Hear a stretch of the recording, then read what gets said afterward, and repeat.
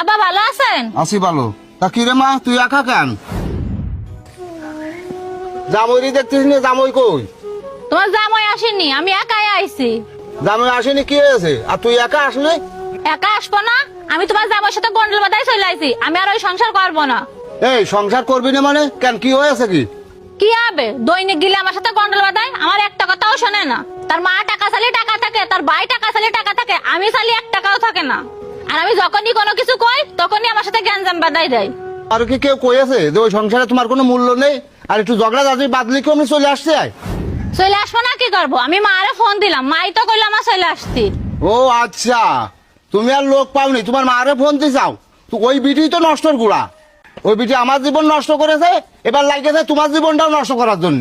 ওই বিটি যদি জ্ঞান বিবেক থাকতো তাহলে তোমারে কয় না যে শ্বশুর বাড়িতে বাপের বাড়ি চলে আসছি। শোনো মা, তোমারে ভালো মুখে কয়টা কথা কয়ে দিচ্ছি, তুমি মন দিয়ে শোনো।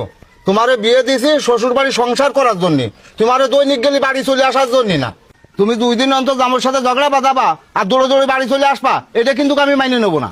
তোমারে যখন বিয়ে দিয়ে শ্বশুর বাড়ি পাঠাইছি তখন তো তুমি খুব আনন্দের সাথেই গিলে, তাহলে তুমি এখন মুখ কালা করে আমার বাড়ি আসতে যাও কেতে?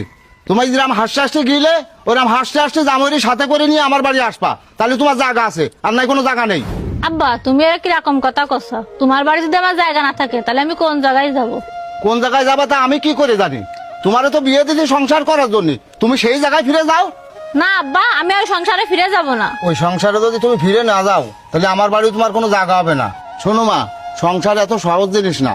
আর সংসার করতে গেলে সংসারের গ্যাঞ্জাম ফেসাদ বহুত কিছু হয়, আর এগুলো মাইনে নিয়ে সংসার করতে হয়। তাছাড়া আমাদের জামাই তো ওই সংসারের বড় ছেলে, সংসারের প্রতি তার অনেক দায়িত্ব আছে। তার মা আছে, ভাই আছে, আর তাকে তো দেখার মতন আর কেউ নেই। সে যদি তাকে জন্য কিছু করতে যায় তাতে তুমি বাধা দিবা কি জন্যে?